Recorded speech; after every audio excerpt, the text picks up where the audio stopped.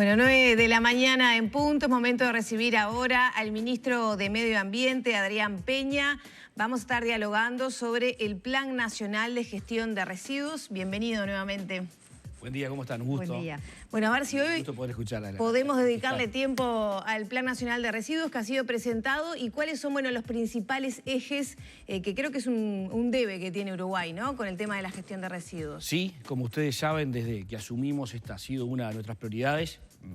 Creemos que tenemos ese retraso, digamos, en lo que es la gestión de los residuos, como que el tema fue quedando a un costado a lo largo del tiempo. Bueno, y hoy tenemos una bomba, digamos, que nos explotó en la cara, si bien el tema de residuos domiciliarios, sobre todo 2x3, toma estado público, como que el tema de residuos había quedado hacia atrás. Nosotros decidimos el año pasado comenzar a implementar una ley que el Uruguay tiene, que es la ley 19.829, es la ley de gestión integral de residuos. Es una muy buena ley que fue votada por unanimidad en el Parlamento Nacional y que no se había comenzado a aplicar. Entonces comenzamos precisamente a aplicarla. Y uno de los cometidos de la ley es construir un plan nacional, ¿verdad? Y así comenzamos en diciembre del año pasado, en diciembre del año 20, a trabajar junto a 8 ministerios más, universidades, el PIT-CNT, las cámaras empresariales, el Congreso de Intendentes, que es pata central en todo esto.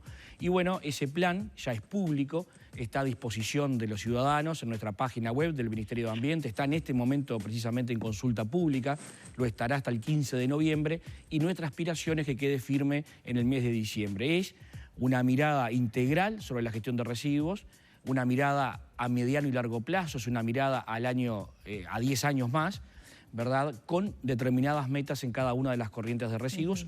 El plan al que van alineados los planes, ¿verdad?, de todos los gestores en materia de residuos, que no son solo las intendencias. Las intendencias sí tienen una parte muy importante, que es la gestión de los residuos domiciliarios, pero cuando hablamos de residuos hablamos de mucho más.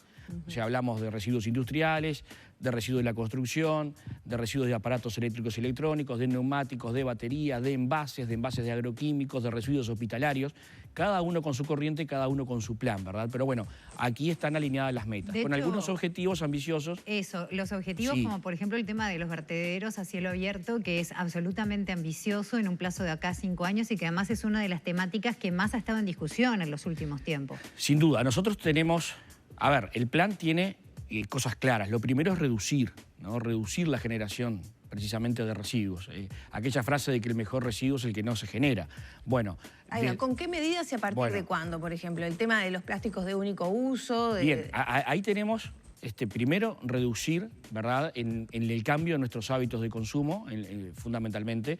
Estamos trabajando precisamente para que todo aquello que no sea imprescindible, ¿verdad?, esos plásticos que no son de uso imprescindible, digamos, donde podemos utilizar. Y la mandarina pelada en la bandejita con el nylon, no, ya no va a correr más. Bueno, no está prohibido, pero estamos tratando de alentar a los consumidores y sobre todo estamos alentando la recuperación, ¿verdad?, de ese tipo de elementos. Porque bueno, lo primero es reducir lo que generamos en residuos, con nuestros hábitos, pero también desde la producción y también desde el diseño de los productos, ¿verdad?, que es algo que queremos incentivar. Desde que pensamos el producto, ¿verdad?, ya pensar en generar menos residuos.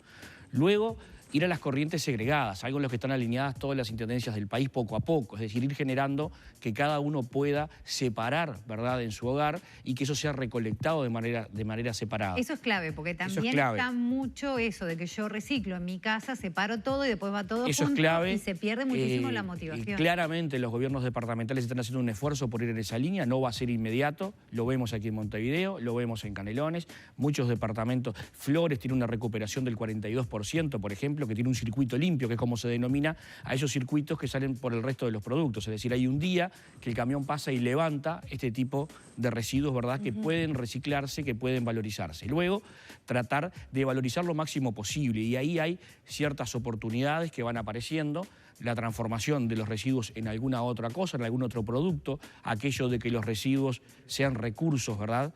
Lo más claro es en lo orgánico, la generación de compost, que es muy necesario, por ejemplo, para la producción orgánica, la que también queremos desarrollar. ¿Pero qué incentivos va a haber para la gente? Bueno, porque creo que por lo menos acá en el sur del país, donde yo viví siempre, ha habido varios intentos que han quedado truncos. Y entonces uno como usuario dice, bueno, ¿sabés qué? no hago más esfuerzo porque al final separaba la bolsa, tengo dos tachos y después se mezcla. Lo primero que creo que es muy importante es alinear estas políticas. Es decir, que haya un plan, que haya una hoja de ruta y que todos vayamos en el mismo sentido. Eso no existía. Entonces los esfuerzos, si son aislados, bueno, tienden precisamente a fracasar. Y saber que la corriente es toda, es separar, luego es recolectar separado y luego es disponer separado. O sea, que tendría que haber doble contenedor. Seguramente, sí, sin duda, como ya pasa en algunos departamentos del país. ¿Y esa inversión correría por parte de las intendencias? La parte de domiciliario sí, pero no olvidemos que hay una serie de residuos que son muchos en volumen y muy importantes, que son responsabilidad de las empresas. La ley consagra lo que se conoce como responsabilidad extendida del productor, que quiere decir que el responsable, por ejemplo, del envase es quien lo larga al mercado, el productor o el importador. Y son ellos los responsables de generar, digamos, las corrientes de reversa, es decir, de que vuelva el envase, por ejemplo, de donde salió. Lo mismo vamos a profundizar con lo que tiene que ver con los residuos de aparatos eléctricos y electrónicos. Son 40.000 toneladas por año, los plasmas, los refrigeradores viejos, los celulares que vamos tirando. Todo eso ya ahora, y lo estamos trabajando con la Cámara de Comercio, tendrá una corriente de reversa. Es decir, cuando vos cambies tu televisor tendrás la posibilidad de dejarlo en un lugar para que lo levanten y vaya a un circuito donde se valoriza, ¿verdad? Todo esto es en alianza con estas personas, con estas cámaras, estas organizaciones que son responsables de los residuos.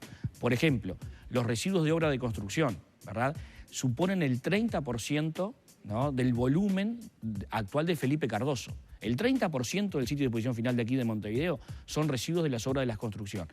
Si se gestiona bien, todos esos residuos pueden volverse nuevos arenados que se usen en nuevas construcciones. Entonces reducimos enterramiento, ¿verdad? Y para eso ya firmamos un preacuerdo con la Intendencia de Montevideo y la Cámara de la Construcción. Es decir, hemos ido avanzando en la línea que dispone el plan. Claro, pero por ejemplo, la parte empresarial que tú mencionabas y no lo quiero dejar pasar. Al principio habías dicho que habían cosas que no iban a ser obligatorias, que iban a ser mediante incentivo. Pero ¿qué tanto se puede lograr si no es obligatorio que ese reciclaje o ese intento de mejorar por ejemplo, la mandarina, como pusimos el ejemplo? Obligatorio, hay cosas que son obligatorias. Esa es mi pregunta. ¿Qué de eso es obligatorio? Lo que nosotros por ahora hemos desestimado es la prohibición. Por ahora. El mundo va a prohibir determinados productos, por ejemplo, lo que vos señalabas recién, eso que todo el tiempo me pasan fotos. Sí, que para facilitar. Bueno, la realidad es que el tema de los plásticos es un tema en sí mismo, ¿no? En la década del 70 se consumían 50 millones de toneladas por año de plástico, ¿verdad? En el año 2015 eran más de 300 millones de toneladas de plástico por año y hoy son más de 400 millones de toneladas por año. Y eso es porque el plástico, en definitiva, es un producto muy bueno, ¿no? Soluciona mucho, sobre todo lo que tiene que ver con la inocuidad de alimentos. Esa bandeja y ese nylon adherente soluciona problemas a veces de conservación de los alimentos a un precio muy barato. Capaz que muy útil y no muy bueno. Es muy útil, es bueno, digo, en el sentido de la utilidad y de lo económico, pero nos está generando un problema realmente importante. Entonces tenemos que comenzar a racionalizar ese uso. Y entonces nosotros vamos a aumentar las tasas de recuperación, que esa bandeja que sale vuelva y se transforme, así largamos menos productos al mercado. Lo mismo con los plásticos. Gran parte del PET, por ejemplo, el 100% si se recupera bien, es reciclable. Entonces nosotros en realidad ahí no tenemos un problema de capacidad de reciclado. Hay plantas en Uruguay con capacidad ociosa que tienen problemas, que han llegado a importar envases del exterior, de Brasil, por ejemplo, para poder funcionar.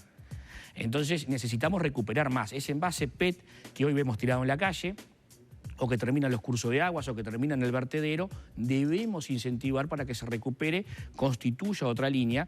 Y ahí nosotros nos hemos adelantado el plan. En el mes de abril hemos sacado unas resoluciones que exigen una mayor recuperación al año 23 del 30%, ¿verdad? Y una recuperación del 50% al año 25. Y obligamos a que el 40% de esos envases sea con material reciclado. Entonces, vamos alineados y las empresas deben cumplir con eso. Y si no cumplen, hay sanciones que están previstas en la ley. Pero antes de eso, ¿no?, antes de la sanción que puede estar, la idea es trabajar en conjunto para alcanzar las metas y trabajar alineados, intendencias, cámaras, organizaciones sociales. En eso es en lo que estamos y por eso son las metas. Claramente, si no llegamos a los objetivos, existen sanciones porque, insisto, la responsabilidad está asignada de manera clara en la ley. La responsabilidad ya existía como concepto. De hecho, las baterías, por ejemplo, ya tenían responsabilidad de quienes las importaban desde la década del 90. Pero ahora está por ley y es así, ¿verdad? Y tienen que encargarse de esa recuperación en todas esas líneas de corriente. Si nosotros logramos poco a poco ir recuperando más, ¿no? Clasificar más, recuperar más, valorizar más, enterraremos menos. Y la meta es dejar de enterrar al año 32. Pero todavía antes de eso, ¿no? Porque enterrar se puede enterrar bien, con celdas impermeables, con tratamientos para los lixiviados, como son los rellenos sanitarios, los sitios de disposición final habilitados por el Ministerio de Ambiente, pero hoy en realidad tenemos una situación en todo el interior del país, en gran parte del interior del país, donde los vertederos son a cielo abierto, es decir, van y se descarga allí la basura. Sí. Y nuestro objetivo es ir avanzando en un plan que incluye la regionalización en el interior, es decir, soluciones para más de un departamento, a un enterramiento autorizado por el Ministerio de Ambiente con todas las garantías ambientales, y tratar de que esos vertederos estén cerrados al año 2025. Creemos que en este tiempo histórico es un disparate que todavía los residuos se dispongan de ese modo. Uruguay Más Circular es el nombre de nuestro plan, es lo que presentamos en octubre, es una batería de acciones que van precisamente a transformar, digamos, la gestión de residuos, a cambiar el modelo de la gestión de residuos, con fuerte centro, ¿verdad?, en ese modelo de economía circular, que no solo es qué hacemos con el residuo, sino incorporar, trabajar desde la no generación del residuo. Por eso tiene también un componente muy importante en materia de educación que hemos acordado con la ANEP. ¿Cuáles son los plazos? Bueno, los plazos dependen de cada una de las corrientes. Por ejemplo, del 25 es para el cierre de vertederos a cielo abierto, pero al año 32 tenemos una aspiración de no enterrar ya basura, así sea en sitio de disposición final, es decir, lograr la valorización, lo que pasa en otros países del mundo. Luego, cada una de las... Les hablaba recién de las metas de recuperación, por ejemplo, en materia de envases y en materia de plásticos. Son de 30 y de 50%, ¿verdad?, al año 23, al año 25, y tenemos en cada una de las corrientes metas para alcanzar. En algunas no estamos tan mal, por ejemplo, en neumáticos estamos superando el 70% de recuperación. Nuestra aspiración es a llegar al año 30 con un 95% de recuperación, pero hoy estamos arriba del 70%. ¿Por qué? Porque, bueno, el neumático se recupera, las empresas que lo importan tienen una corriente y genera fuente de trabajo. Y ese es un punto muy importante en el plan. De este tema estuve, por este tema y trabajando en este tema, estuve una larga reunión el lunes pasado con el ministro Lema. Hay 5.000 personas trabajando, se estima aproximadamente 5.000 personas trabajando informalmente en el tema de clasificación de residuos. Nosotros nos interesa mucho, no solo que nos interesa, obviamente, porque es la parte social, es la parte humana de esto, sino que creemos que para que el plan funcione, la incorporación de estas personas es clave, es fundamental. La formalización, en principio, de los que están en los sitios de disposición final, pero a su vez la incorporación de todas las personas. Nosotros creemos que quizás no todos puedan ser incorporados en un circuito formal y por eso precisamos la alianza clave con el MIDES para ir haciendo un seguimiento de las personas y poder ir teniendo, ¿verdad?, un seguimiento de cuáles son las posibilidades de inserción, porque aquí hay otros problemas, ¿no? Está este problema que tiene que ver con las condiciones de trabajo informales, sin condiciones sanitarias complejas, pero hay problemas que en muchos casos se combinan con problemas de adicciones, con problemas de salud mental, o sea, es población con mucha vulnerabilidad. Entonces, ese renglón del plan es muy importante. Para nosotros, estas personas generan valor, están haciendo una tarea que es muy importante, que es necesaria, ¿verdad?, y genera valor en la basura, ¿verdad?, y genera fuentes genuinas de empleo. Además, todas estas disposiciones van a generar oportunidades de negocio, es decir, van a generar empresas. Una de las cuestiones que está trabajando la Cámara de Industrias y analizando es la posibilidad de que ese envase que queda tirado, el descartable, por simplificar la explicación, tenga un precio. Es lo que se llama valor de depósito. Es decir, que si vos lo levantás, pasás por algún lugar o vas a algún sitio y tiene un valor determinado, ¿verdad? Si eso pasa, van a haber empresas encargadas de eso, van a haber aparatos como hay en Europa donde uno puede dejar la botella y te dan un ticket o te cargan un celular. Son oportunidades de negocio que van a surgir. Lo que queremos nosotros es que a estas personas se las tenga en cuenta de manera primaria a la hora de estos empleos, y para eso es que hablamos el otro día con Martín de la posibilidad de generar alguna certificación y alguna capacitación en el INEFOP, ¿verdad? Podría ser a través del INEFOP, para que las personas puedan entrar en los circuitos formales, ¿no? Nos parece allí un tema clave. ¿Cuándo sería el comienzo de este plan? El plan quedaría firme, está abierto. En cuanto al tema de las fuentes de trabajo y la capacitación. Eso ya, nosotros ya estamos avanzando en un registro junto con el MIDES y las intendencias, que hacía falta un registro exacto de cuántas son las personas, de cuál es su perfil. Eso está avanzando, ¿verdad? Fue de los temas que hablamos con Lema, de agilizar ese punto porque nos parece que allí esa información es clave, obviamente, para comenzar a trabajar. Pero el plan va a quedar firme desde diciembre de este año. Sin embargo, hay acciones en las que ya comenzamos a trabajar. Cuando anunciamos que comenzábamos a trabajar en el plan de residuos, dijimos que no nos íbamos a cercenar la posibilidad de avanzar en algunas decisiones y bueno, las hemos ido tomando y el plan ya está caminando, si bien integralmente está presentado ahora. Muchas gracias. Invito, y me voy... Sí, hasta el 31 de octubre a participar. Hasta el 15 de noviembre. 15 de noviembre. Porque es una oportunidad que tienen todas las personas de conocer el plan y de aportar, de dejar sus comentarios para que los podamos incluir en el trabajo del último mes. Hasta el 15 de noviembre, entonces, a través de la página web se puede hacer los aportes ciudadanos. Muchas gracias, ministro. Gracias a ustedes por la oportunidad.